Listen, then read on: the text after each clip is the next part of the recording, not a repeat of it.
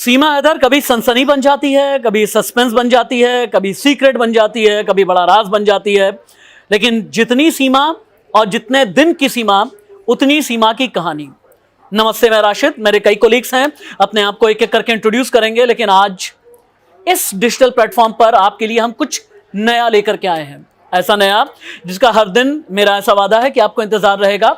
दावे के साथ ताल ठोक करके मैं ये बात कह रहा हूं, सीमा हैदर अभी हिंदू रीति रिवाज से क्या कर रही है, सीमा हैदर का शौहर क्या कर रहा है, हर एक एंगल पर एक किरदार, हर एक किरदार को लेकर के एक बड़ी और नई खबरें एक एक करके मेरे कोलीग इंट्रोड्यूस करते जाएंगे और आपको बताते जाएंगे। मैं हूँ आपके साथ अनन्या बेदी और मेरे साथ मेरी सहयोगी मिली चौधरी। तो मिली भी हमारे साथ है। लेकिन सीमा हैदर को लेकर सबसे पहले तो मैं अपना ओपिनियन दे देती हूँ, क्योंकि कल ही जो खबर सामने आई है, सीमा ने तीज का त्यौहार मनाया है। उन्होंने बाकायदा अपने पति की लंबी उम्र के लिए कामना की है और पूरी तरह से सीमा बहुत कम दिनों में, मुझे लगता है कि एक दो महीने ही उन्हें यहाँ पर आए हुए हैं और पूरी तरह से वो हिंदू के जो रीति रिवाज होते हैं उसमें रंगी हुई नजर आ रही है। बाकायदा हरी कलर की साड़ी और उसी मैचिंग की चूड़ियाँ, मतलब उसी तरह का अंदाज उनका नजर आ रहा है। और ऐसा आप कह के अगर देखेंगे तो आपको लगेगा कि वो कभी मुस्लिम थी भी। वैसे एक बात देखिए अनन्या, कि मेरा ऐसा मानना है, बहुत अच्छी बात है, सभी की अपनी व्यक्तिगत जीवन होता है, अपने रिचुअल्स होते हैं, अपने रीति रिवाज फॉलो करने का एक तरीका होता है। लेकिन व्यक्तिगत जीवन को इतना पब्लिक बना देना, व्यक्तिगत जीवन में अगर आप उठ रहे हैं, बैठ रहे हैं, तीज मना रहे हैं, करवा चौथ मना रहे हैं, दशहरा, दिवाली, ईद, बकरीद मना रहे हैं और उसमें पब्लिक करके उसे भी इनकैश कर लेना, ये एक खबर का एक अलग नजरिया है मेरा अपना। हाँ, इतना जरूर है कि अगर भारत को आत्मसात किया है, भारतीयता को आत्मसात किया है, तो आपको बताने की जरूरत नहीं है। वक्त बहुत सी चीजें, सीमा हिंदू बन के खुद को कैश करा रही हैं, फोटोज मुझे ऐसा लगता है, वो इसलिए लगता है क्योंकि सीमा हैदर जो भी कर रही है ना, बहुत हद तक ये पब्लिसिटी स्टंट इसलिए लग रहा है क्योंकि जब आप वीडियो ऑप्शन तलाशते हैं ना, तो आप फिर तीज मना करके ये कहते हैं भारत माता की जय, हम तो तीज मनाने के लिए आए हैं। आप 15 अगस्त जब मनाते हैं तो फिर तिरंगे में साड़ी पहन लेते हैं। बिल्कुल मनाएं, अगर एक पाकिस्तानी हिंदुस्तानी बनता है, मेरा ऐसा मानना है, मुझसे ज्यादा खुशी किसी को भी नहीं होगी। लेकिन कई सवाल हैं, उसके जवाब भी तलाशने बाकी हैं। आप हिंदुस्तानी सिटीजनशिप जब पाएंगी तब पाएंगी, लेकिन एक पहले तो ये साबित होना है ना कि कौन से नियम कायदे कानून आपने तोड़े और उसके बाद भारत की सरहद में आपने एंट्री की। नेपाल में रही, नेपाल में रहना सस्पेंस है। ग्रेटर नोएडा में आई, किस रास्ते से आई, अभी तक सस्पेंस है।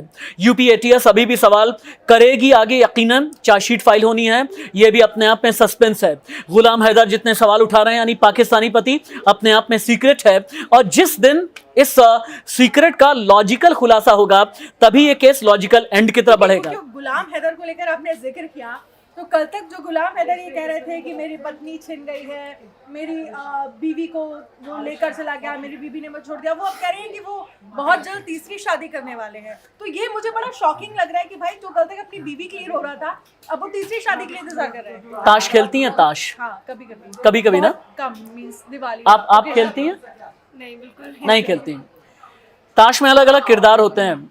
ये जो ताश के किरदार का गुलाम है ना, अब इसे ये समझ में आ रहा है, इसकी रानी पाकिस्तान में बेगम बन गई है, लेकिन इस गुलाम को अब बादशाह बनने का चस्का लग गया है। चस्का इसलिए लग गया है, ये दुबई में है, अब पाकिस्तान वाले इसे बार बार पोक और प्रोवोक करना है।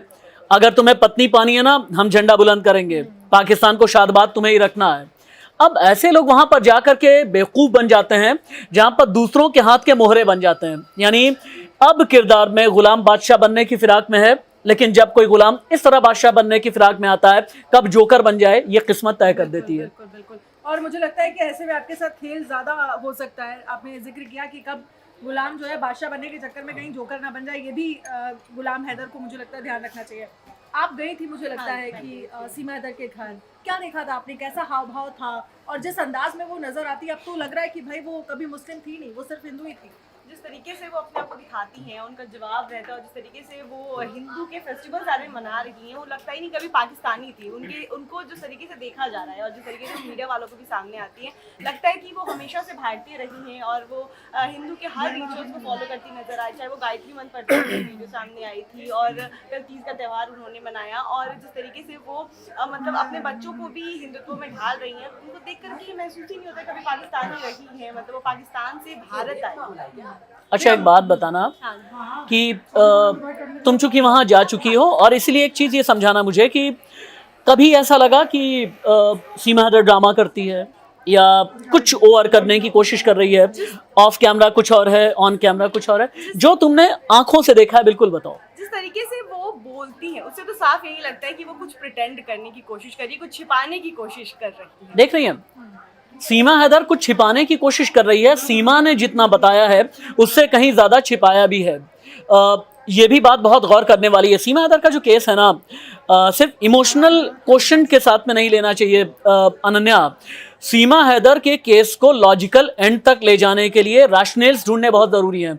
जहां रैशनल्स आते हैं वहां दिमाग चलता है, जहां पर आप इमोशनल होते हैं वहां आपके जज्बात चलते हैं, जहां जज्बात चलते हैं वहां आप दिल से सोचने लगते हैं, जहां आप दिल से सोचते हैं वहां बेवकूफ़ियों के चांसेस बहुत होते हैं अनन्या। और मुझे लगता है कि इस केस में तो आपको इमोशनली बहुत ज़्यादा अटैच नहीं होना चाहिए, क्योंकि एक तरफ अगर जांच एजेंसी इस पूरे मामले को लेकर जांच कर रही है तो हमें एटलीस्ट उसका भी इंतजार करना है कि जांच में क्या सामने निकल कर आता है, क्या चीज़ें होती हैं और उसके बाद क्या फैसला लिया जाता है। क्योंकि इस तरह के केसेस में सिर्फ एक ही कानून है और वो ये है कि आपको रिपोर्ट करना होता है। आप ये भी सोचो ना कि हाँ, बिल्कुल ठीक आप कह रही हैं कि इस तरह के केसेस में कानून यही कहता है कि अगर आप जासूस पाए जाते हैं तो आप जेल जाएंगे, अगर आप जासूस नहीं हैं, if you aren't an spy, तो फिर आपको पाकिस्तान डिपोर्ट कर दिया जाएगा। लेकिन एक बात समझिएगा, कभी अनन्या आप बहुत अच्छे से जानती हैं कि मैं ऐसा नहीं कि पब्लिकली कभी इस चीज़ को इनकैश करने की कोशिश करूं। मेरी माँ खुद एक ब्राह्मण है। हिंदुत्व, सनातन परंपरा, सनातन संस्कृति का पालन करना और उसे आत्मसात करना कोई 4-6 महीने की बात नहीं होती। आप मई में आई, मई, जून, जुलाई, अगस्त, 4 महीने में ठीक है। मिली ने गायत्री मंत्र सुन लिया, मिली ने शायद 2-4 और श्लोक सुन लिए होंगे, लेकिन आपने क्या हिंदुत्व को वाकई में आत्मसात किया है? और अगर आपने सेल्फिशनेस की वजह से अपने आप को हिंदू बताने या दिखाने की कोशिश की है, तभी आप उतने ही कसूरवार हैं। हाँ, इतना ज़रूर है कि अगर आप कानून तोड़ करके सरहद के अंदर आए, आप कानून के कसूरवार हैं, जो आईपीसी और सीआरपीसी वाले। लेकिन अगर आपने दिलों को तोड़ा है और आपने अगर दिमाग चलाया है यहाँ की सिटीजनशिप पाने के लिए, तो फिर आप जनता के कटघरे में भी कसूरवार उससे कहीं ज्यादा हैं। बिल्कुल, क्योंकि अगर कोई चीज सिर्फ और सिर्फ दिखावे के लिए कर रहे हैं, ये पूरा जो सारी चीजें हैं कि वो पूरा गेटअप आपको हमने देखा 15 अगस्त को वो साड़ी, बहुत कम लोग ऐसे करते हैं, इंडियंस विमेन ऐसे नहीं करती हैं। और ये सारी चीजें दिखाने के लिए और शो ऑफ करने के लिए, आपने बोला ना कि आप फोटो दिखाकर अपने आप को कैश कराना और साथ ही साथ वो पाकिस्तान को मुर्दाबाद कहते हुए भी नजर आई, अपने बच्चों के साथ अपने बच्चों को भी खिलाती नजर आई है कि पाकिस्तान मुर्दाबाद, भारत जिंदाबाद। और बच्चे भी सिर्फ 2 ही चीज बोलते हैं, मेरा नाम ये, भारत माता की जय, हिंदुस्तान के अलावा कुछ दूसरा कुछ भी। मतलब मिली, तुम्हें ये लगा कि कुछ चीजें बिल्कुल रटवा दी गई हैं? बिल्कुल, और मिली से सुनिए, ये मिली का एक्सपीरियंस बहुत, जिस तरीके से सीमा हैदर सबसे पहले तो मीडिया वालों को रिप्लाई करती है, बिल्कुल उनका सेम कंटेस्ट रहता है कि एक ही तरीके से, एक ही लहजे में सबको रिप्लाई करना। और साथ ही साथ मतलब उनके जो बात करने का तरीका वो सब समझ में आता है कि उन्होंने एक चीज को रट लिया है और तोते की तरह बस उसको बोल दिया। तो अनन्या ये समझो कि तुम्हें और मुझे और मिली को भी ऑफ कोर्स गुलाम हैदर का इंतजार करना चाहिए, क्योंकि गुलाम आएगा तो कराची के सीक्रेट खोलेगा, गुलाम आएगा तो 20 लाख का राज बताएगा, गुलाम आएगा तो कहेगा अब आईफोन का भी राज मैं बताऊंगा। इंतजार अब इसी बात का है कि गुलाम हैदर बोल चुके हैं कि कुछ वीजा में प्रॉब्लम आ रहा है, उनको वीजा हिंदुस्तान का नहीं मिल रहा है। जैसे ही वीजा हिंदुस्तान का मिलेगा, वैसे ही गुलाम हैदर की तरफ से कहा गया कि वो अपने बच्चों से जरूर मिले आएंगे। तो हमें भी इसी बात का इंतजार है।